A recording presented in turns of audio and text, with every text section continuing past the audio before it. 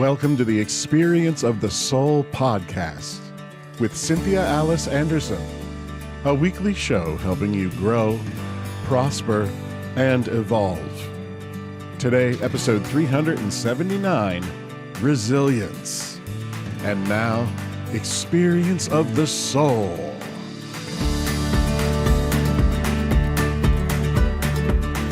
Hello, my friends, and welcome to the Experience of the Soul podcast. My name is Cynthia Alice Anderson. I'm also lovingly known as RCA, and I am so happy and delighted to be with you today, and so glad you're along the journey with us. I'm here today from it's kind of like my dining room, music room, living room that I'm sitting in, and here with my amazing producer, Mr. Sean Kilgore. Thank you so much. Hello, friends. Wonderful to be here with you again today for episode 379 of the Experience of the Soul podcast. Yeah.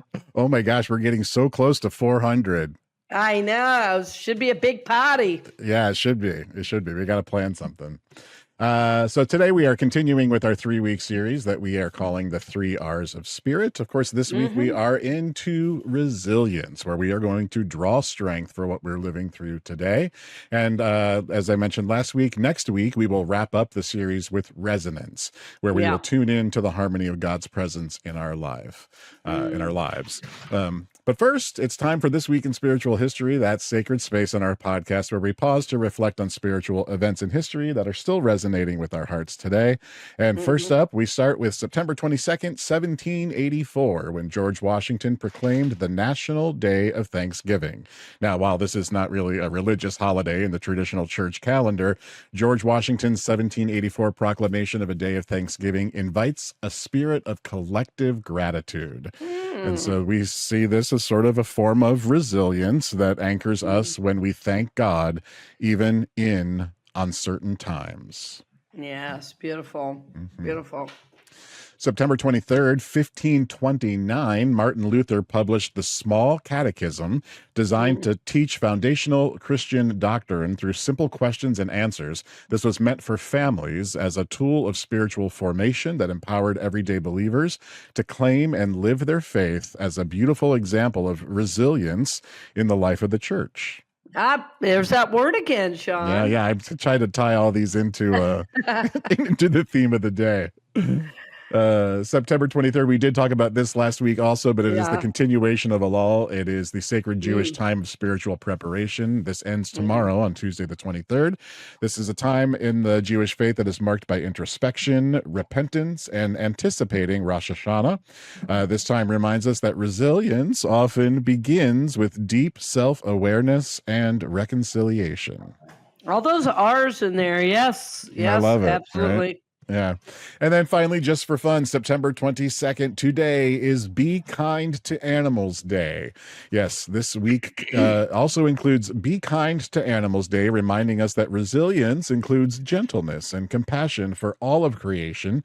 A small kindness toward creatures, great or small, reflects deep spiritual harmony. Oh, well, what an interesting day to mention that. My dogs are in the background. Roughhousing. I thought I heard some ears shaking. Yeah. Hey, Bud. Bud says hi to all of our people. And Zeus. I've got both dogs here today. Zeus is the other dog. Yeah. Cool. Awesome. All right. So a reflection question for the week, my friends, is this week we celebrate resilience in many, many forms through liturgical innovation, communal gratitude, and compassionate care. So where is Spirit calling you to stand strong with mercy, truth, and quiet endurance this week? So important, Sean. So important, and a great question. And you're absolutely right. It takes us right into our theme today. Absolutely. So welcome officially, friends, episode 379 of the Experience of the Soul podcast. This is Resilience. Resilience, my dear friends. Well, I wanted to follow up last week's show because last week was so important in remembering our sacred nature. And I do feel so much that, especially right now, and maybe it's really been, for a very long time, and it just seems ratcheted up recently that so many things are vying for our attention, things that are unlike the presence of God. And so last week we spent a lot of time, and the theme was on remembrance, and it was about remembering our sacred nature. So if you missed that one, I want to encourage you to go back and listen. As a matter of fact, listen 2 or 3 times. I often, even though I am giving the shows and am the host, I often go back a couple times and listen, because I'm learning as the word comes through me and as I deepen my own process in relation to these concepts. And what we're seeking to do here is give you real spiritual ideas, real spiritual principles to take you deeper into your own journey, and certainly in your healing journey of your very own soul. We said last week that we are spirit, soul, and body, and I want to bring us back to that idea, because today I'm going to talk more about the soul. And this last week, again, was about the unchangeable aspect of spirit, and the soul is about your individual journey. And so many of us have had a journey that is psychological, that is healing of the mental and emotional. And I want to help us know how that works with our spiritual.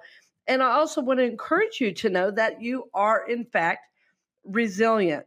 And Sean, I know that we had done this topic on a Monday night, and I love the dictionary definition of resilience. And if you could put that up, can you read that to us? Sure.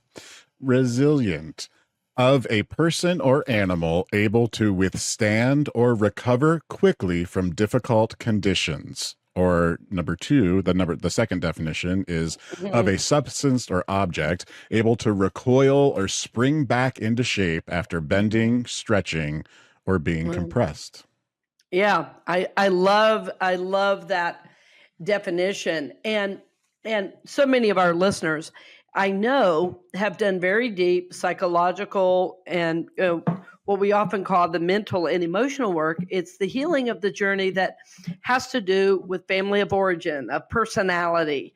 And I feel it's really important to differentiate those parts of us and talk about how that relates to our soul, and how the spirit of us can help inform some of this. We said last week that spirit lies in back of everything. And as we come into this life wave, as we're born as babies, I fully believe that we are choosing the family we're born in. I believe we're choosing the time that we come. I believe that we are choosing even which state, which country we are born in, and that we are born into this life wave to learn certain things. We are born into this very family and time to experience certain things, because in fact our soul chose to come at this very time, at this very place, to these very people. And it is interesting over the years, and I have felt this myself at times. I have said, oh my gosh, why did I choose this, or why did this happen? And it's really hard from a human level to understand, especially if in our family of origin or in our childhood there was some type of abuse or neglect, or some way that we felt really pushed down and diminished. And I would say all of us to a degree have something.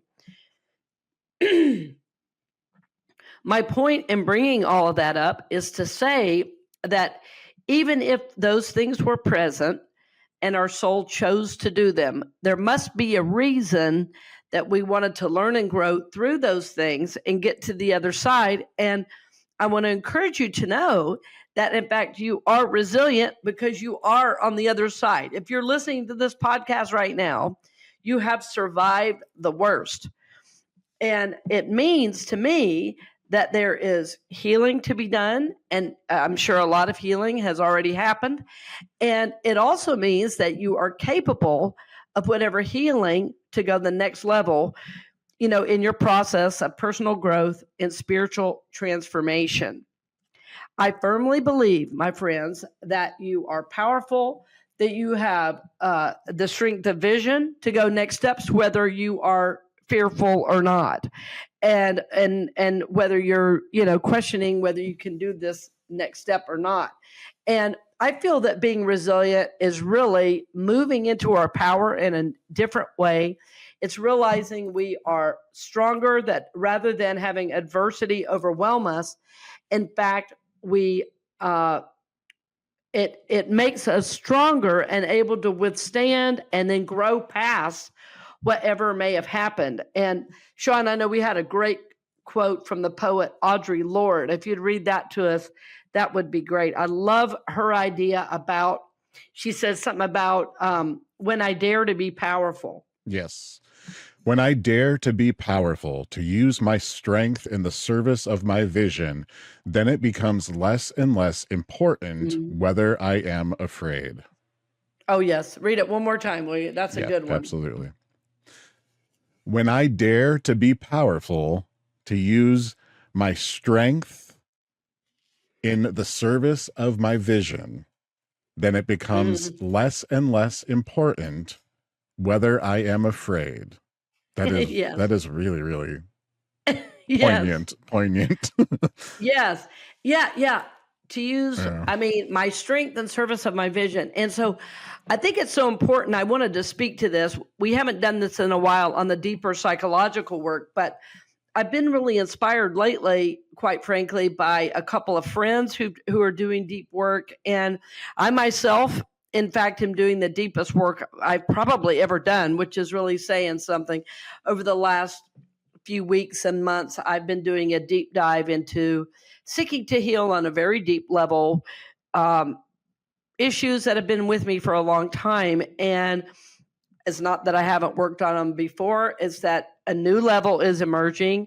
And even though it is scary, even though it is, it requires a great deal of vulnerability, sometimes tears, sometimes silence, sometimes journaling, I know that the vision that I have for my life and the vision of who I want to be in the world cannot possibly be manifest if I am not willing to do this work. And so I'm really calling on my own soul and the resilience of my very own soul to know that I can and will go this next step. And I often talk about, music and how it informs my process. And there's a couple songs by a band I really like called Rising Appalachia. And I have a feeling we're going to have them on in the future. The last time we reached out, we just couldn't work out the time, but they really wanted to be on the show. But they have a couple of songs. One is called Stand Like an Oak, and another one is called Resilience. Yeah, Stand Like an Oak and Resilience. And when I'm getting frustrated or I'm feeling a little bit down about my journey, I put that on and I'm like, you know what? I can and will do this. I am going to move through these tough memories of the past and see if I can emerge on the other side as a little more whole and a little more in alignment with my sacred nature. What I know happens as we're growing up, it doesn't matter whether we were firstborn or lastborn, or maybe we were an only child. We all have things that happen when we're younger that form what we call the personality. The personality is how we walk through the world. In other words, we learned through our family, it's often called a family code or family system. We learn certain ways to get love. And we all experience what we call trauma. And the response to trauma, we often hear is fight, flight, or freeze. Well, there's fight, flight, freeze. There's also fawn. And, fight is when we're really in there. Flight is when we run. Freeze is when sometimes we really don't know what to do and can't say or do anything. Fawn is where we try to convince everybody around us that we love them and everything's okay. So we all have what I'll call coping mechanisms or strategies, to survive whatever dynamic we're in and, grow and move on in life. Well, what we learn as we age and as we develop in our own consciousness, as we, grow and mature in body, we talked about this recently, that we also are being called to grow and mature mentally, emotionally, and spiritually. And what we discover is we try to have adult relationships based on childhood coping strategies. They don't work very well. And we've all been in those situations where we say and do things and we say, my gosh, where did that come from? Or we raise our voice to those we love, or we, say things that are less than kind. Maybe they're demeaning, maybe they're mean, maybe they're, ways that we don't usually relate. Well, when those things come up, those are a part of the wounded personality self, and they're coming up so that we can heal them. And what a lot of us do, again, we go to that old trauma response. We say, it's nothing wrong with me, it's all you. Or we say, I'm out of this relationship, I don't want to work on this. Or we just close down and freeze and move on as if nothing happened. And some of us try to convince the other person everything's okay. I'm saying all of this, friends, because none of those trauma responses are a healing response. And so I want to encourage you to get the support you might need to heal on the deepest level. The support you need might be a psychological, maybe it's to work with a therapist. It might be to work with me one-on-one as a spiritual counselor. It might be you have another minister, priest, or imam that you trust. And great. But I want to also encourage you to know that as we work with things mentally and emotionally, that there is also a spiritual aspect. And unfortunately, in our culture today, there is so much attention given to psychology. Psychology has almost become a religion for many people. And psychology is important, but some of the modern day psychology, I believe, really is crippling people. We're using our diagnoses as a way to stay stuck. We're using our diagnoses as a way to ask everybody else to step around our issues, rather than using what we learn in those important sessions to heal and grow. So I want to help us go into the difficult emotions, to go into those places that are tough, and see that not only can we survive it, but as we reface some of those things, that we get this new power around it, and that I want to encourage you to know that you can do it. That is the resilient piece. That's the piece of your soul. And so rather than, denying our story, what we're seeking to do is really live beyond our story. And I want to share with you, this is another quote Sean and I had from Brené Brown. And Brené Brown has written a lot on resilience, and it's very rare that I quote people that are not necessarily spiritually based, but her work, I've noticed over time, has become more spiritual. So Sean, will you read that one for us as well about our stories? Yes. When we deny our stories and disengage from tough emotions, they don't go away. Instead, they own us. They define us. Our job is not to deny the story, but to defy the ending. To rise strong, recognize our story, and rumble with the truth until we get to a place where we think, yes, this is what happened. Yes. I think it's so important what she says there about to recognize our story and rumble with the truth. That's kind of what it feels like. Yes. The image that always comes to mind about my own journey is being in a rock tumbler. Sean, I don't know. Did you guys ever have those growing up? We had a rock. Did you? Yeah. And where you put the rocks in it, there's this slurry stuff in there, and we'd go down to the creek, and collect these rocks, and then we'd come back and put it in the rock tumbler, and it'd go for weeks, like 6 weeks in a row or something like that. And then you take them out, and they were pretty rocks. I mean, they were still rocks, but they were a lot less sharp. Yeah. And I feel like in our journey, that's what can happen when we really choose to heal. But we do have to really name, what happened. And so it's such a intimate and personal thing that I just want to encourage all of our listeners to know that we're doing this work with you. We're not saying, oh, yeah, go do the hard work and we're going to sit back and do nothing and just, pretend to be spiritually perfect. There is no spiritually perfect.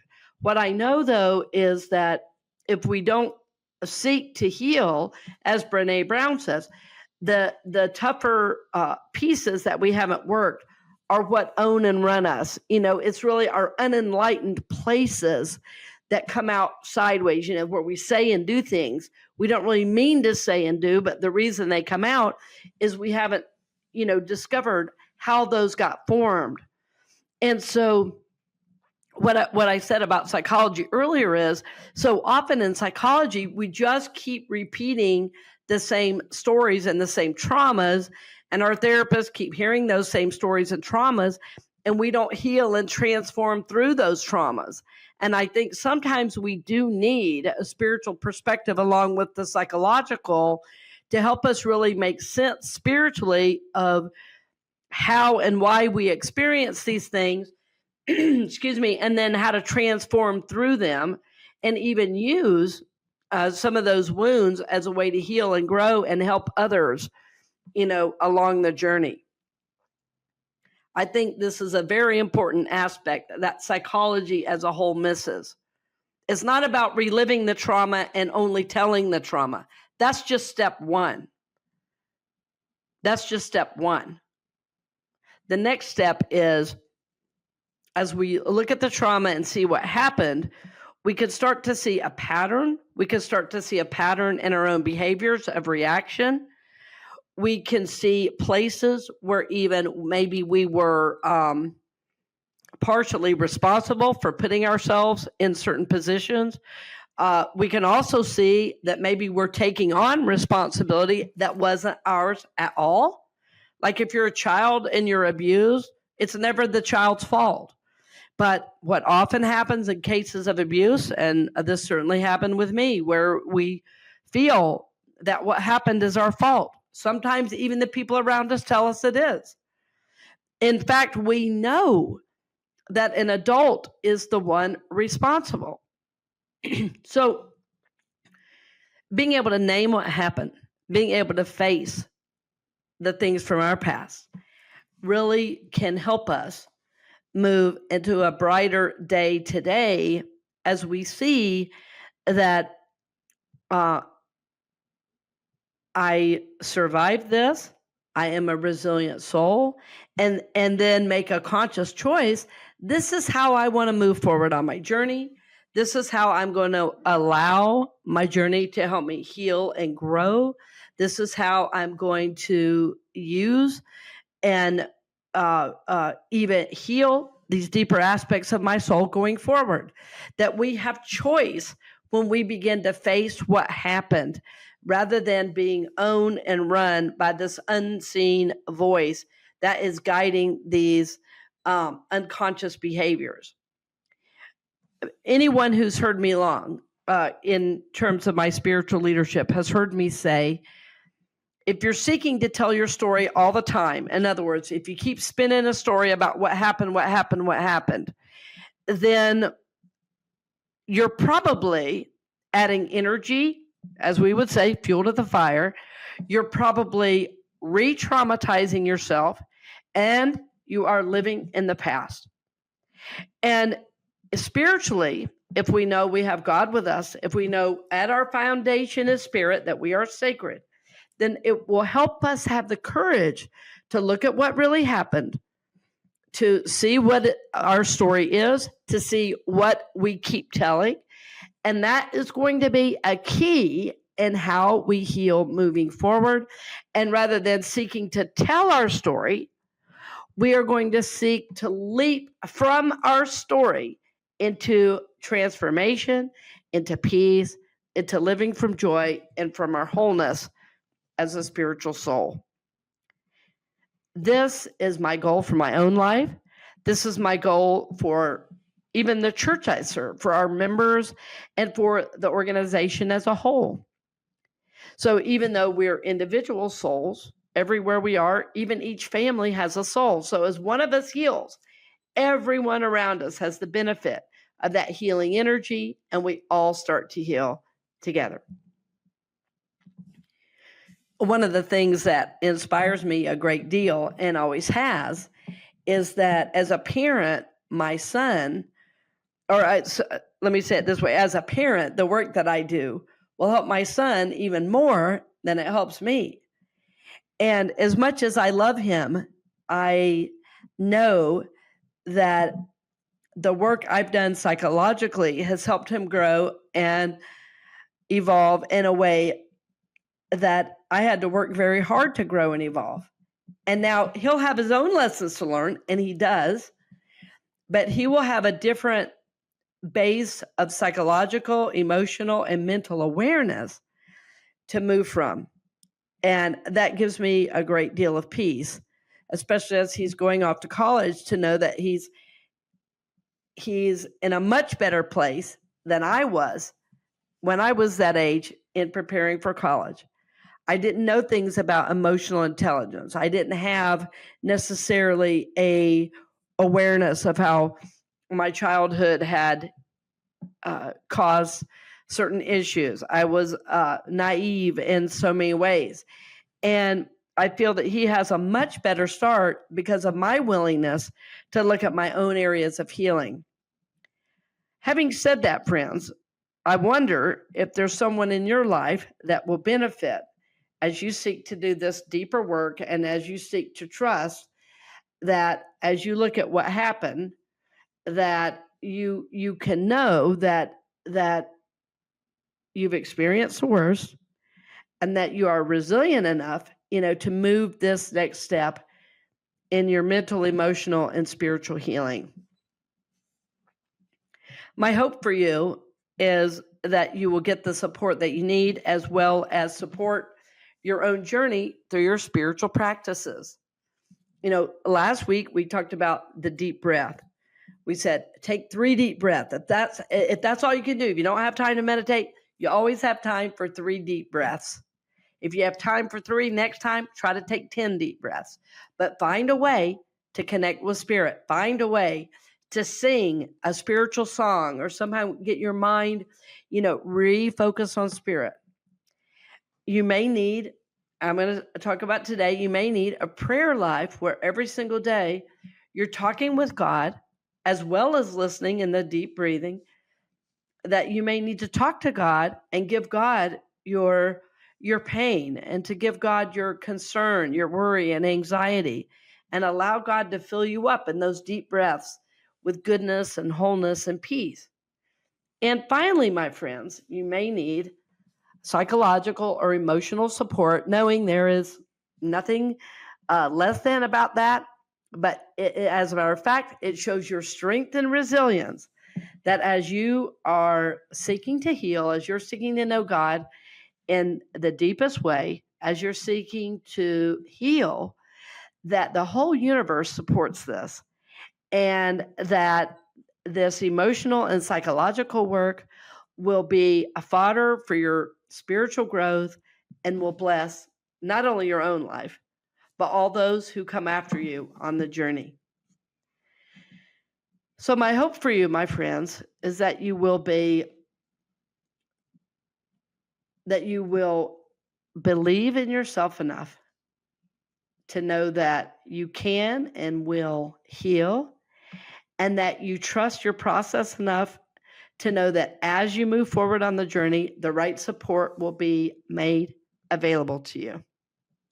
My hope is that you will love yourself enough to get the right support to go this next step on your journey. I can tell you that I am going the next step. I am resilient. I am worthy. I am learning and growing every day. And I am trusting my process. And this is what I hope for you as well. That you will surround yourself with people that see your goodness, your wholeness, and your light. That you will surround yourself with people that lift you up and support next steps. And that you will love yourself enough to get the right support that you need. Pray on it and let God guide you. It might be psychological. It might be emotional and spiritual. It might be myself that could support you in spiritual counseling. I have some people, that call and they'll do one session a month. I have some that do twice a month. I have some that do every week. And what I know is that Spirit will guide us. And if we're brought together, that healing is going to happen for you. And I will be honored to support you at whatever level I can on your spiritual journey as you grow and evolve. So, my friends, know you are resilient. Know that even if you have experienced struggle, that the worst is over, and that as you choose to heal, as you choose to grow, that your soul is so resilient and you have so much power and energy, and the very Spirit of God that lives within you is going to support you and guide you. So I'm going to encourage you this week, do your breathing, sing a song to get back on track, surround yourself with good people, pray on it, pray about next steps. Is it a spiritual counselor? Is it a therapist? Is it healing energy? What are your next steps to heal and grow? And remember that you are resilient, my friend. You are resilient, and you can do this. So I thank you for joining me as always today. I hope you have enjoyed the show. I love talking about these things. I'm honored to share some of my journey with you, and very honored when you share with me. We're also grateful to receive your financial support because this keeps us on the air, my friends. And I look forward to seeing you very soon. Blessings on the journey. We hope you've enjoyed this episode of the Experience of the Soul podcast with Cynthia Alice Anderson, helping you grow, prosper, and evolve. This podcast is made possible because of listeners and viewers just like you. If you would like to support the podcast with your tax-deductible contribution on an ongoing basis or through a one-time gift, head on over to experienceofthesoul.com/support.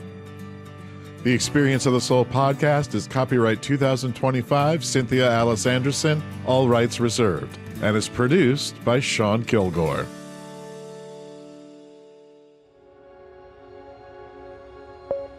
A production of the Soul Works Group, Incorporated.